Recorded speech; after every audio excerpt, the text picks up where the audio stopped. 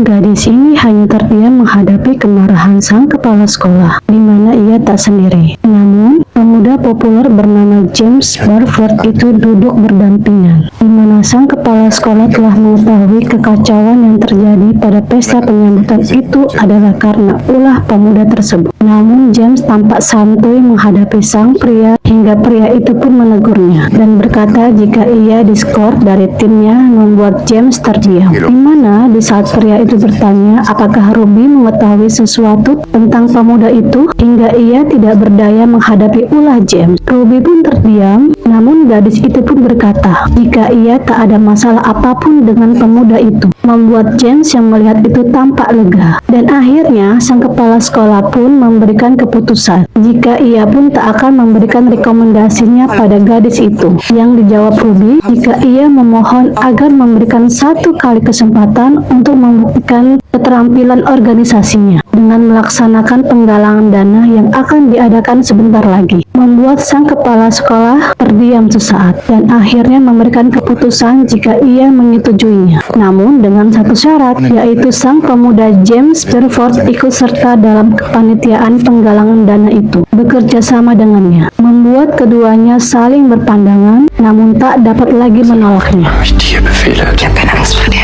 Dan saat rapat panitia itu diadakan, Ruby pun berbicara pada rekan-rekan satu timnya, di mana mereka pun bertanya-tanya, di mana keberadaan James? Yang dijawab si Ruby, jika makin jauh si pemuda itu dari rapat itu, makin baik. Ternyata sang pemuda berada di lapangan itu, di mana ia tidak memperdulikan larangan sang kepala sekolah hingga memberikan skorsing padanya, hingga sang pelatih pun menegurnya. Namun pemuda itu bersikap santuy, seolah hal itu bukanlah masalah. Sang pelatih pun mengatakan jika ia tak mungkin bermain pada satu semester ini, membuat pemuda itu berkata jika selama ini keluarga Barford lah yang membiayai tempat itu, dari seragam hingga sewa. Bahkan sang kepala sekolah pun tidak bisa menyentuhnya. Ucap pemuda itu arogan, di mana akhirnya sang pelatih pun berkata jika perintah skorsing itu bukan datang dari sang kepala sekolah melainkan dari ayahnya sendiri, membuat James terdiam. Ia benar-benar tak menyangka apa yang dilakukan ayahnya, dan hal itu membuat dirinya semakin membenci gadis yang bernama Ruby itu.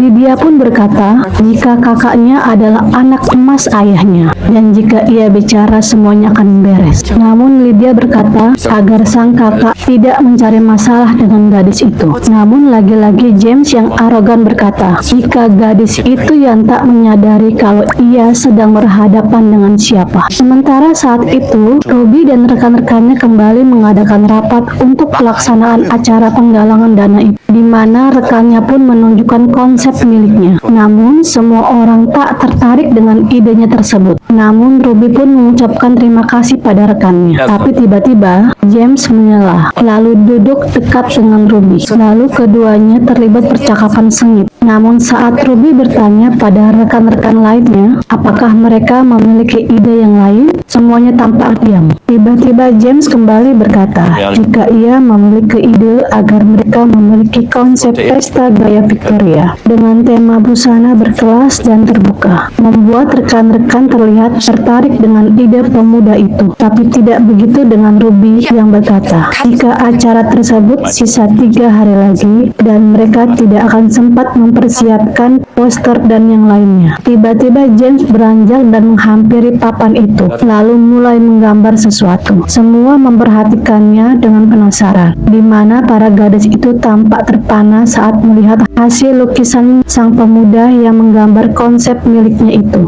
di mana terlihat gambar seorang wanita mengenakan gaun bergaya Victoria dan mulai menjelaskan konsep miliknya tersebut, membuat para gadis itu tampak tertarik. Yang akhirnya Ruby mengambil suara konsep pemuda itu. 99% diminati para rekan-rekannya termasuk sahabat Ruby. Yang akhirnya Ruby pun tak dapat menolak. Namun mereka kebingungan di mana mereka harus mencari materi untuk poster itu. Di mana sahabatnya pun berkata jika Barford adalah salah satu merek mewah tertua di Inggris dan memiliki koleksi dengan riwayat 100 tahun, membuat Ruby tertegun. Lalu keduanya melakukan switch, siapa yang akan bicara kepada pemuda itu, dan ternyata Ruby lah yang kalah. Saat jam pelajaran usai, gadis itu pun sedang duduk menunggu di bangku itu, dan ketika sang pemuda melewatinya, gadis itu pun menghampirinya dan bertanya, apakah mereka memiliki koleksi bergaya Victoria yang diiyakan oleh James. Ruby pun mengatakan maksudnya ingin mengambil gambar untuk poster mereka. Namun apa yang terjadi? Bukannya membantu saat gadis itu meminta izin kepada orang tuanya untuk mengunjungi tempat koleksi itu, James pun menolaknya. Bahkan berkata jika gadis itu harus menemukan jalan keluarnya sendiri, lalu pergi meninggalkan gadis itu yang hanya dapat menahan kesalnya. Lalu apa yang akan terjadi selanjutnya? Lanjut ke part berikutnya guys.